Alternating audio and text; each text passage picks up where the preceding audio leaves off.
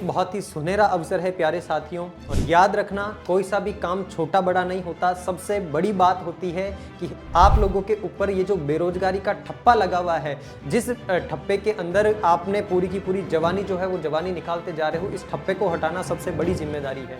अपन बात करेंगे साथियों इस वाली क्लास के अंदर कि आपके 8वें वेतन आयोग के बाद में टोटल सैलरी कितनी हो जाएगी, और ये सैलरी बिल्कुल कैलकुलेशन करके निकालिए, लगभग आप मान के चलो 38,000 प्लस जो है आपकी ये सैलरी होने वाली है।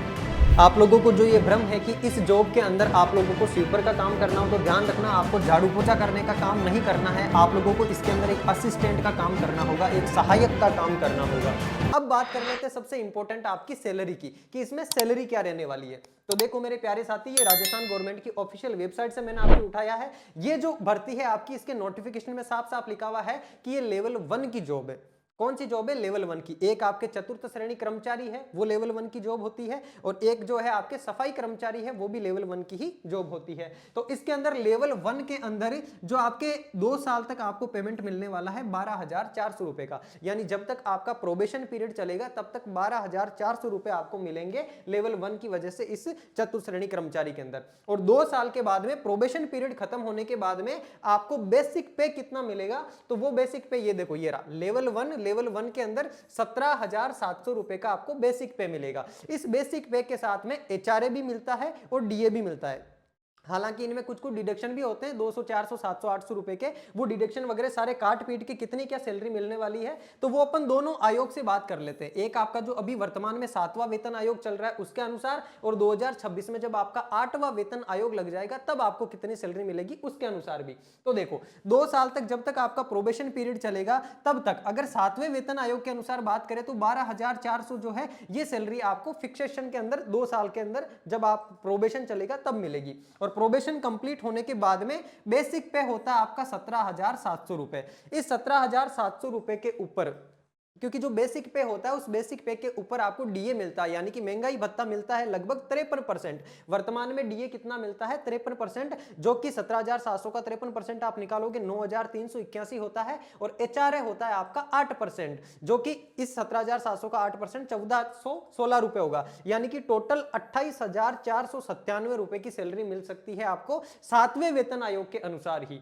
अब ये 7वें वेतन आयोग और 8वें वेतन आयोग का क्या फंडा है, तो मेरी बात सुनो। सरकार क्या करती है, महंगाई के क्योंकि जैसे जैसे टाइम बढ़ता जाता है महंगाई बढ़ती जाती है, तो उस महंगाई के बराबर सरकारी कर्मचारियों को लाने के लिए उनकी सैलरी के अंदर भी इजाफा किया जाता है, सैलरी भी उनकी बढ़ाई जाती है। जो आपको ये डीए मिलता है ना, ये महंगाई भत्ता ही होता है कि महंगाई बढ़ रही है उस अनुसार आपकी सैलरी भी बढ़नी चाहिए। तो जब ये वेतन आयोग लग जाएगा तब आपका जो ये डीए 53% मिल रहा है ये फिर 0% पे आ जाएगा, और वहां से फिर हर 2 साल 3 साल में आगे आगे बढ़ता जाएगा।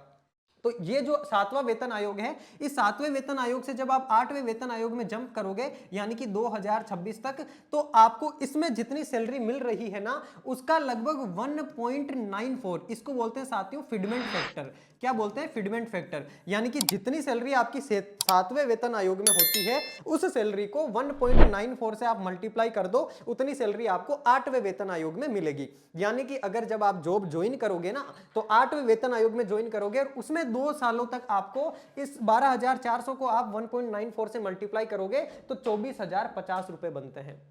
यानी कि 2 सालों तक 8वां वेतन आयोग लगने के बाद में चतुर्थ श्रेणी कर्मचारी के अंदर आपको 24,050 रुपए की सैलरी मिलेगी। और 2 सालों तक जब आपका प्रोबेशन पीरियड कंप्लीट हो जाएगा, उस प्रोबेशन पीरियड कंप्लीट होने के बाद में आपको सैलरी मिलेगी साथियों 34,338 रुपए। ये तो हो जाएगा आपका क्या? बेसिक पे। क्योंकि इसमें देखो बेसिक पे 17,700 है ना, इस 17,700 को जब आप 1.94 से मल्टीप्लाई करोगे तो ये सैलरी हो जाएगी आपकी 34,338 रुपए।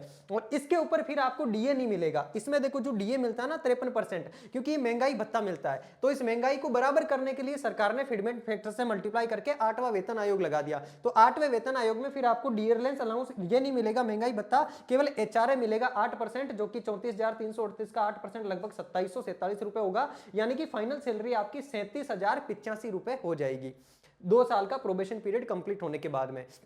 और ये जो 37,085 रुपए है, इसमें से भी कुछ डिडक्शन होते हैं आपके, जैसे दो डिडक्शन होते हैं, एक तो आपके जीपीएफ कटता है और एक आपके आरजीएचएस कटता है। तो वो कटने के बाद में फाइनल सैलरी आपको कितनी मिलेगी, तो वो भी मैंने कैलकुलेशन आपके सामने कर दी है 7वें वेतन आयोग के अनुसार। हालांकि ये काम की नहीं है क्योंकि आप तो 8वें वेतन आयोग में ही जॉब लगोगे, तो आपके लिए फाइनल जो सैलरी है वो 2 सालों तक तो रहने वाली है 24,050 रुपए, और इसमें से कट पिट के आपके खाते में कितनी आएगी, तो आपके अकाउंट में आने वाली है, देखो ये 265 रुपए तो कटेंगे आपके किसके, ये तो कटेंगे आरजीएचएस के, और 700 रुपए कटेंगे आपके किसके, जीपीएफ के। जो लेवल 1 की जॉब होती है, यानी कि जिनकी सैलरी बेसिक पे 18,000 से कम होता है, उनके 700 रुपए आपके किसके कटते हैं, जीपीएफ के। जीपीएफ का आपके अलग अलग अमाउंट होता है, 18,000 से लेकर 36,000 के बीच में जाओगे तो आप लगभग 840 रुपए के करीब आपका जीपीएफ कटता है, वो अलग अलग कटता है। तो अभी इसके अनुसार आपके 700 रुपए का जीपीएफ कटेगा, तो 2 सालों तक इसमें से कट पिट के आपके अकाउंट में आ जाएंगे 23,085 रुपए।